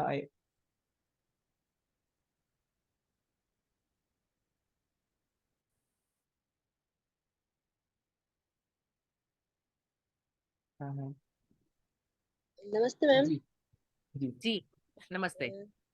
मैम डूडल के माध्यम से भी समझा सकते हैं बच्चों के लिए, और नाम स्मृति के माध्यम से भी समझा सकते हैं, और अक्षर अक्षर वाक्य कविता के माध्यम से भी बच्चों को जी समझा सकते हैं मैम। जी यही है जी। आप कौन सा तरीका यूज करती हैं और आप कौन सा करेंगी अब? मैम। अभी तक तो मैंने डूडल के माध्यम से समझाया हो बच्चों को, उसमें बहुत अच्छे से समझ में भी आया है, और उनको मतलब डूडल के माध्यम से समझाया मैम, उनको लॉन्ग टाइम तक उनको वो चीज याद है कि मैम ने चित्र के द्वारा जी मुझे ये चीज समझाई है, तो उनको याद है। जी बढ़िया। अभी आगे आप ये निमोनिक्स और एक्रोस्टिक्स और एक्रोनिम सारे यूज करेंगी? Yes ma'am. जी धन्यवाद। नेक्स्ट है ज्योति सेन सन्मति किड्स सॉरी संस्कार इंटरनेशनल स्कूल गोरझामर। हाँ यस ज्योति मैम। मैम आप अनम्यूट कीजिएगा। मैम सबसे पहले तो आपने बताया था ट्रिक वाला, ट्रिक से भी अपन सिखा सकते हैं बच्चों को। जैसे आपने होमोफोन्स बताए थे, समान ध्वनि वाले शब्द, उनको डूडल के माध्यम से भी बता सकते हैं। जी और ट्रिक के द्वारा भी अपन अपनी कोई भी ट्रिक बता के, जैसे प्लेस नेम है, जैसे नदियों के नाम है, या फिर और भी अन्य चीजें हैं जिन्हें हम इसके माध्यम से बता सकते हैं। ठीक है। अभी आप कौन सा यूज करेंगी तरीका क्लास में? अभी तो मैम ये डूडल वाला, जैसे आपने बताया था स्पेलिंग, मतलब ये 2 वर्ड्स सेम प्रोनाउंसिएशन रहता है उनका, और जी अलग अलग मीन्स रहते, ये वाला यूज करेंगे। ठीक है बढ़िया। और ट्रिक का भी यूज करेंगे, जैसे कहीं पे कोई भी वर्ड ऐसे आते हैं जिनमें डिफिकल्ट रहते, बच्चों से याद नहीं हो रहे, तो उनकी ट्रिक के जी द्वारा भी उनको बता। Thank ji you. धन्यवाद। ज्योति जी आज शायद आपने लिखा था, मैंने आपको वो TLM आपका ही था? Yes ma'am. जी वो बहुत इजी तरीका है। एक सर्कल कार्डबोर्ड लेना है और जो अपनी थंब पिन्स होती हैं उनको लगा के, और रबर बैंड से आप सारी चीजें बता सकती हैं। यस मैम जी करेंगे। जी नेक्स्ट है पूजा तिवारी गुहारा से हैं वो। अनम्यूट कीजिएगा मैम। जय जिनेन्द्र मैम। जय जितेंद्र। मैम वो हम लोग बच्चों को वो मतलब मंथ वाले नेम से भी पढ़ा सकते हैं, और वो आपने बताया ना लास्ट में वो जगह पे सामान रखने वाला, जी किचन वाला, पूछा ही। इसके माध्यम से भी पढ़ा सकते हैं। बस दोनों ही। तो याद है आपको? आप कोई यूज करती है तरीका जो आज किए, उसमें से कोई यूज किया है आपने? नहीं किया नहीं है, लेकिन मैम आप करेंगे। ठीक है। नेक्स्ट है प्रियंका तिवारी। आप अनम्यूट कीजिएगा प्रियंका मैम। नमस्ते मैम। नमस्ते। मुझे जो समानार्थी वाले शब्द मुझे बहुत अच्छे लगे, क्योंकि मैं यूज करती इनको। जैसे मुझे पढ़ाना पड़ता, जैसे साउंड वगैरह जी पढ़ाती तो, लेकिन मैं ऐसे नहीं पढ़ाती थी जैसे आपने बताया।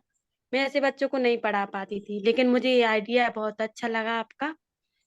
और ये आपने जो काइट वाले बताए थे, जी काइट, किड, कीप, कैट, तो क का जी क्लास के साउंड। बच्चों को पढ़ाती। हाँ, तो ये जी भी मुझे बहुत अच्छे लगे। और जो आपने मंथ नेम बताए, जनवरी फरवरी, ये भी बहुत अच्छा लगा आपका। मैं क्लास में करवाऊंगी। करवाया तो था मैंने, लेकिन ऐसे तरीके से नहीं करवाया। ठीक है। करवाऊंगी लेकिन।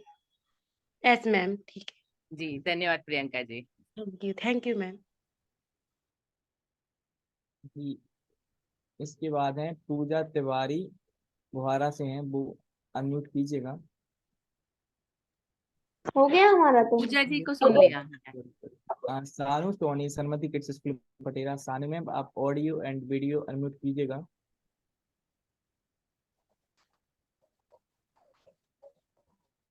शालिनी जी। मैम मैं अक्षरबद्ध तरीके से पढ़ाऊंगी जो पाठ कविता के माध्यम से और ट्रैक के माध्यम से। जी जी सानू जी, आप कौन सा तरीका उपयोग करती हैं और कौन सा आप नया करेंगी? मैम मैं डूडलिंग के माध्यम से तो करती हूँ और ट्रैक के माध्यम से भी करूंगी। सॉरी, मुझे आवाज क्लियर नहीं दी। मैम डूडलिंग के माध्यम से मैं करती हूँ, किसी भी चीज को जी समझ डूडलिंग करके समझाती हूँ। और आपने बताया ना कि ट्रैक के माध्यम से, जैसे आपने बताया कि प्रदेश के नाम याद रख सकते हैं, नदियों के नाम, इसी तरीके से आप कोई भी ट्रैक के माध्यम से जी करो। ठीक है। नेक्स्ट है शालिनी जैन, आप अनम्यूट कीजिएगा और अपनी प्रतिक्रिया दीजिएगा। एंड शिवानी अग्रवाल विद्यार्थी किड स्कूल तैयार रहेंगी। जय जिनेंद्र मैम, जय जिनेंद्र, आपने स्नातक शब्द को होमोफोन्स, स्मृति विज्ञान और अक्षरों को क्रम से याद रखने वाले तरीके बताए थे, जी जिसमें से मैं जगह पर जानकारी रखना वो अलग अलग वाला लास्ट वाला उसका यूज करूंगी। रवि डूडलिंग करवाई थी बच्चों को, तो जी लास्ट वाला मैं ज्यादा यूज करूंगी। जी थैंक यू मैम। जी, आप नेमोनिक्स और एक्रोनिम का भी उपयोग कर सकती हैं, वो भी बहुत मजेदार होते हैं। जी मैम, जी थैंक यू। जी धन्यवाद शालिनी जी।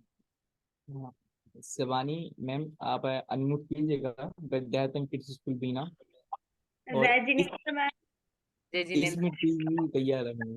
तो आपका बहुत बहुत धन्यवाद कि आपने हम लोग को इतनी सारी बातें सिखाई कि हम लोग किस तरह से बच्चों को याद करवा सकते हैं। तो इसमें एक आपने सिखाया होमोफोन कि अपन अलग अलग चित्र बना के, मतलब वही लेटर्स में अपन अलग अलग तरीके से पिक्चर्स बना के अपन उनको होमोफोन्स बता सकते हैं। और जो आपने ट्रिक बताई वर्तमान में 8 केंद्र शासित प्रदेश, दादी आप जल्दी चलो, दक्षिण जी भारत यहाँ काका गोद में है, और जी ये आपने जो प्लेनेट ऑर्डर्स बताए थे हिंदी में और इंग्लिश में कैसे बता सकते हैं, और जो आपने 29 राज्यों के नाम की ट्रिक बताई थी, तो मैं कोशिश करूंगी कि मैं बच्चों को करवाऊं।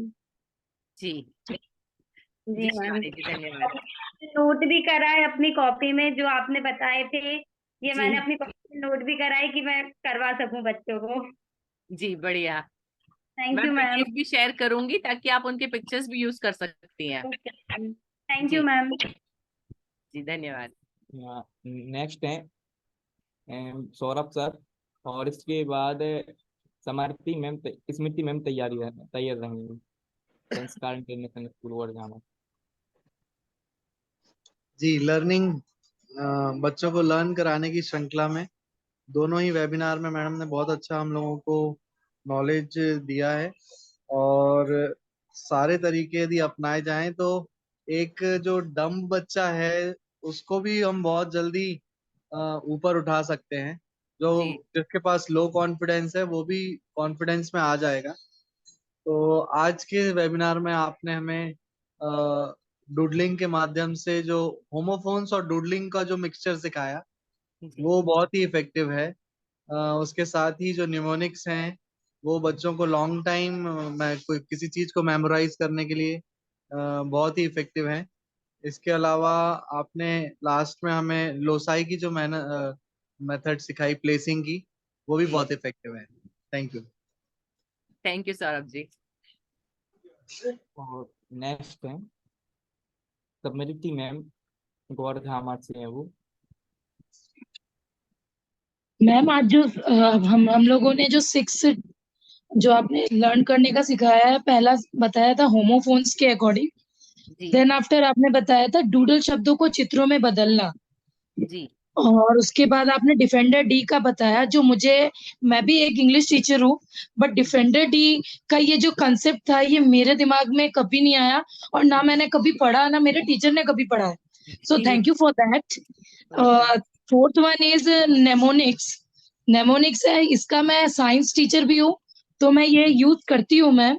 और जी एक्रोनिम्स का भी मैं यूज करती हूँ, जैसे मेटल्स की रिएक्टिव सीरीज याद करानी होती है हाँ तो जी। उसको एसोसिएट करा के, जैसे कटरीना ने कार मांगी, इस तरीके से सारे मेथड्स को अरेंज करके, और एक लास्ट आपने 6th सिखाया था आज, method of loci.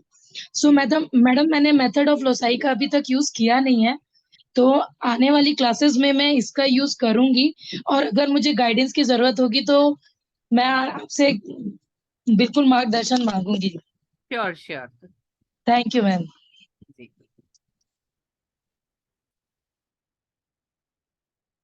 Ji ma'am, सारे पार्टिसिपेट हो चुके हैं, और जो भी टीचर्स जो भी क्वेश्चन रखना चाहे तो रख सकता है सेशन के बारे में।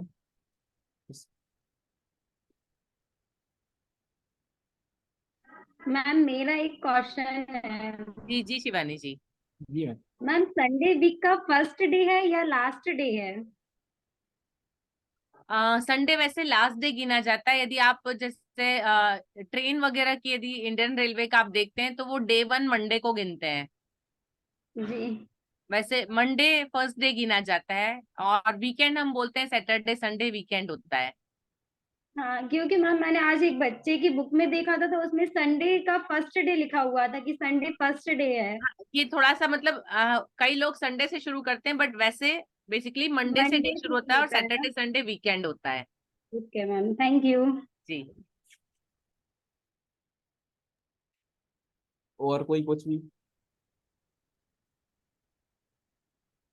और कोई टीचर कोई अपनी क्वेरी रखना चाहे तो रख सकता है। अच्छा, अभी क्योंकि आप सब लोग अलग अलग विषय पढ़ाते हैं, अलग अलग क्लासेस को पढ़ाते हैं, तो आप लोगों को हमने जो आज तरीके सीखे, हमने नेमोनिक सीखे, एक्रोस्टिक सीखे, एक्रोनिम सीखे, हमने मेथड ऑफ लोसाई सीखा, हमने डूडलिंग के माध्यम से सीखा। तो आपके सब्जेक्ट से रिलेटेड जहां पे जो यूज हो सकता है, आपको ये सारे अलग अलग तरीके यूज करने हैं, और उसके फोटोज या वीडियोस ग्रुप में शेयर करना है। ये आपका नियत कार्य रहेगा, क्योंकि मैं आपको सबको एक जैसा काम नहीं दे सकती, क्योंकि आपके सबके सब्जेक्ट अलग है, बच्चों के क्लासेस अलग है, तो एक जैसा काम आप सब लोग नहीं कर पाएंगे। इसलिए हमारी सारी इसमें से आप क्या करके दे सकते हैं आपके सब्जेक्ट के हिसाब से, वो आपको रोज रखना है। ठीक है जी, धन्यवाद। हाँ नीरज जी। जी। जी मैम, मुझे लगता है टाइम भी हो चुका है और समापन की ओर ले जाना चाहिए। अ, जी बिल्कुल सजल जी। और आज हमने याद रखने के तरीके का प्रशिक्षण प्राप्त किया, और विभिन्न ट्रिक के माध्यम से हमने सीखा एवं समझा है कि किस प्रकार से हमें बच्चों को किस ट्रिक के माध्यम से सिखाना है एवं याद करना है।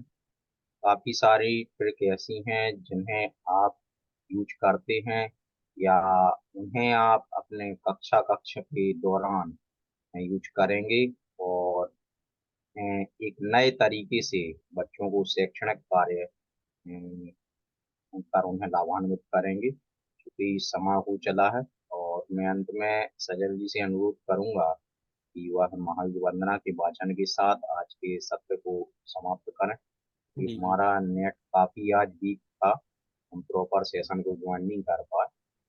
मैं सजल जी से अनुरोध करूंगा कि जी वह आज के अ, सत्र को विराम दे। जी। जी हाँ, इसी इसी इस सेशन को और जी समाप्ति को ले जाते हैं, और 4 पंक्तियों के साथ सेशन की समाप्ति करते हैं। बोलिए सभी प्रतिज्ञार्थी प्रार्थना की मुद्रा को धारण करेंगे। बोलिए अभी महावीर स्वामी वंदना की जय, की मुद्रा पंच को परमेष्टि धारण भगवान की जय। जो मोहे माया माने मद सरे मदने सर्ग मरे धने मदन वीरे मर्दन वीर हूँ, विपुल विघ्नों बीच में भी धारण धीरे हूँ। जो तरण तारण भवि निवारण, भव जलधि के तीर हैं। देववंदनीय जिने से तीर्थंकर स्वयं महावीर। बोलिए महावीर स्वामी बोले की महावीर जय। भगवान। जय। सभी जी, लोगों के लिए इसी महावीर वंदना के वाचन के साथ आज के सत्र को हम यहीं पे विराम करेंगे। आपका जो भी नियत कार्य है वो ग्रुप में मैम के द्वारा शेयर कर दिया जाएगा। आप अपने नियत कार्य के साथ हमारे ओल्ड शिक्षक प्रशिक्षणार्थी ग्रुप में बने रहिएगा। अपनी प्रतिक्रिया जरूर आप देते रहिएगा, क्योंकि हमारे प्रशिक्षण में और आपसे संपर्क करने में 15 से 20 दिन का गैप रहता है, और हमारा जो ग्रुप बना हुआ है वह एक कड़ी का कार्य करता है। तो इस कड़ी से जुड़े रखने के लिए आपको नियत कार्य करना बहुत ही आवश्यक है। तो आपके ग्रुप में नियत कार्य शेयर किया जाएगा। सभी शिक्षक प्रशिक्षणार्थियों से अनुरोध है, गुजारिश है कि अपने इस सत्र को, अपने इस प्रशिक्षण को प्रभावी और बेहतर बनाने के लिए नियत कार्य का करना बहुत आवश्यक है। अगर आप नियत कार्य नहीं करेंगे तो जिस लक्ष्य या जिस उद्देश्य की प्राप्ति के लिए हम ये क्लास को ज्वाइन कर रहे हैं, शायद वो पूरा नहीं हो पाएगा। तो अपना नियत कार्य आप बराबर से करें। एक बार पुनः आप सभी के लिए बहुत बहुत धन्यवाद। जय जिनेंद्र, जय भारती, शुभ रात्रि। जय जिनेंद्र।